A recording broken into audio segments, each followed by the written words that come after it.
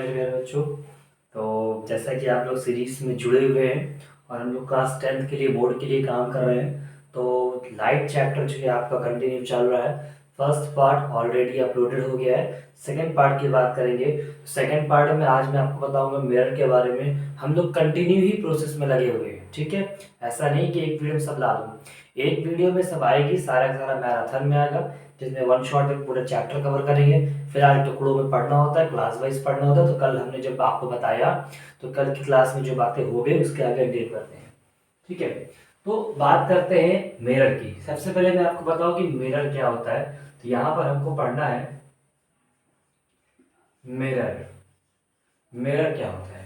तो मिरर के बारे में बात करूं, what is mirror? Sir mirror होता क्या है? समझते तुम भी हो, समझते हम भी हैं कि सुबह सुबह उठ करके अपना चेहरा कहीं देखते हो, तो वो चीज़ जो मटेरियल है, वो जो ऑब्जेक्ट है, वो तुम्हारा मिरर कहलाता है पारदर्शी।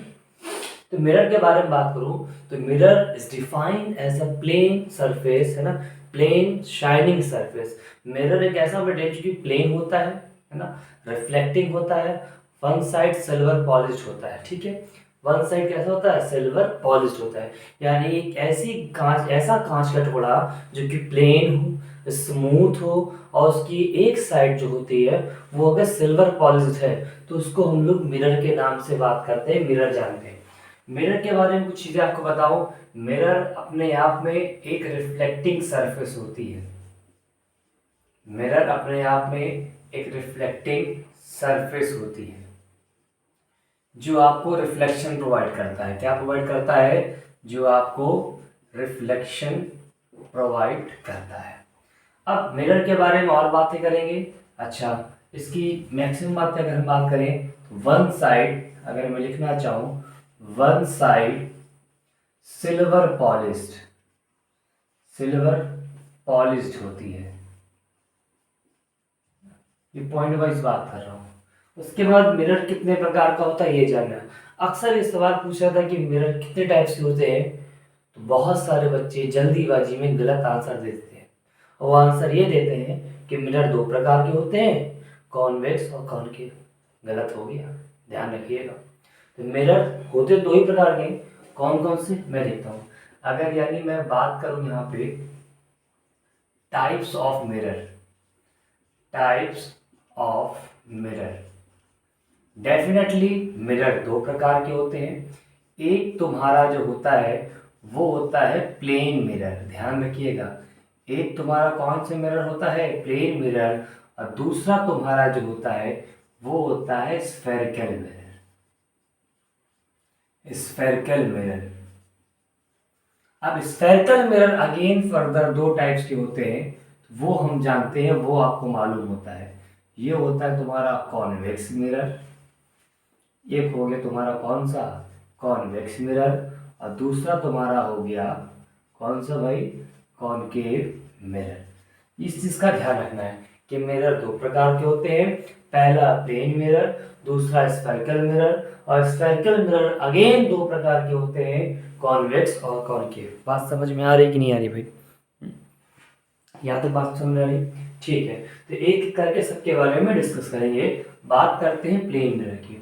तो अगर मैं यहाँ पर प्लेन मिरर के बारे में बात करना शुरू करूँ, तो प्लेन मिरर ज़्यादा तो सिलेबस में नहीं है 10th क्लास के, लेकिन जितनी बातें जानने के लिए ज़रूरी वो बातें मैं बता रहा हूँ।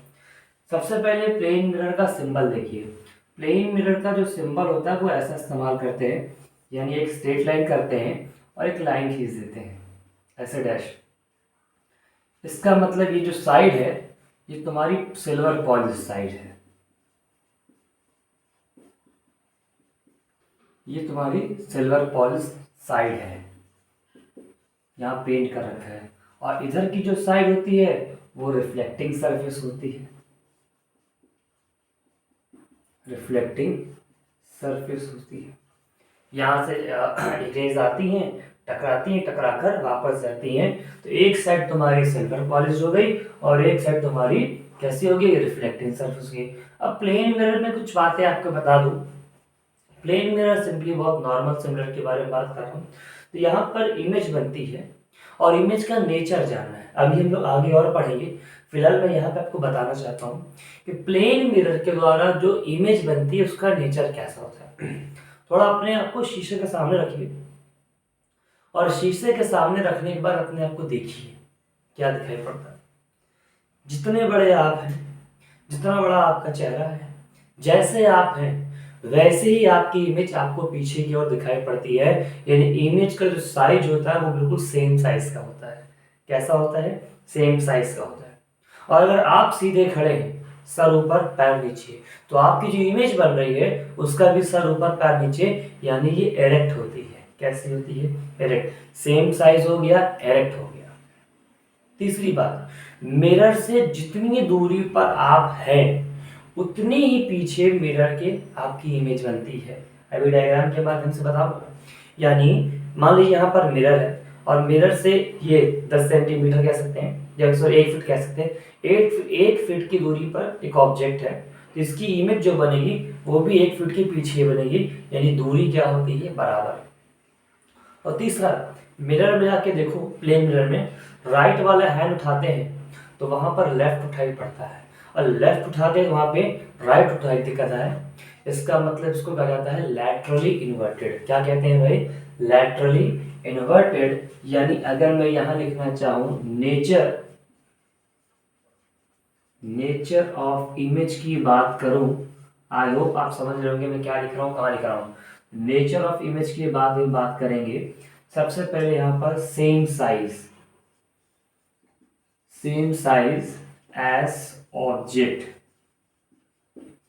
जैसा ऑब्जेक्ट होता है वैसी इमेज बन के तैयार हो। दूसरा मैं बात करूं, इरेक्ट बनती है। इरेक्ट का मतलब सीधी बन रही है। तीसरा कहां बनेगी? एट हो गया, है ना, सेम साइज हो गया। Laterally inverted, laterally inverted. और सबसे बड़ी बात, वर्चुअल बनती है। कैसी बनती है? Virtual image. Real image screen के ऊपर बनती है, वर्चुअल इमेज स्क्रीन के पीछे बनती है, यानी काल्पनिक इमेज होती है। ऐसा नहीं होता कि अगर यहाँ पे आप हमको देख रहे हो तो शीशे के पीछे एक और मैन सर खड़े हुए, ऐसा हो जाएगा तो भाग जाएंगे सब मिरर छोड़ के, है ना, सब भाग जाएगा, भूत आ जाएगा वहाँ। तो अगर मैं यहाँ पर इसका रे डायग्राम बनाना चाहूँ, यहाँ देखिए थोड़ा सा प्रयास करते हैं। ये हमारा सुंदर सा प्यारा सा एक प्लेन मिरर हो गया। एक्स वाई मैंने इसका प्लेन का नाम दिया। मान लेते हैं कि यहाँ पर कुछ दूरी पर ये कोई ऑब्जेक्ट है, ये कोई ऑब्जेक्ट हमारा है रखा हुआ, और ऑब्जेक्ट की दूरी मान लेते हैं कि 5 सेंटीमीटर है। ये हमारा ऑब्जेक्ट है। क्या है हमारा ये? ऑब्जेक्ट। तो ठीक मिरर के पीछे उतनी ही दूरी पर इसकी इमेज बन के तैयार हो जाएगी, और ये भी कितना रहेगा? 5 सेंटीमीटर ही रहेगा। यही बताना चाह रहे हैं। तो ये होता है नेचर किसका? प्लेन मिरर का। बात समझ में आ रही है? आता है एग्जाम में। और सबसे इंपॉर्टेंट जो न्यूमेरिकल में बहुत ज्यादा पूछे हुए सवाल है कंबाइंड में, कि प्लेन मिरर का फोकल लेंथ कितना होता है। ध्यान रखिएगा, दोबारा सुनिए। What will be the focal length of plane mirror? कि प्लेन मिरर का फोकल लेंथ कितना होता है? फटाफट जवाब दीजिए। मालूम है क्या? चल मैं बताता हूँ। तो प्लेन मिरर का फोकल लेंथ अगर मैं बात करूँ तो प्लेन मिरर का जो फोकल लेंथ होता है वो होता है इनफाइनाइट। तो मैं इसको यहाँ पर बताना चाहूँगा कि focal length of plane mirror is infinite.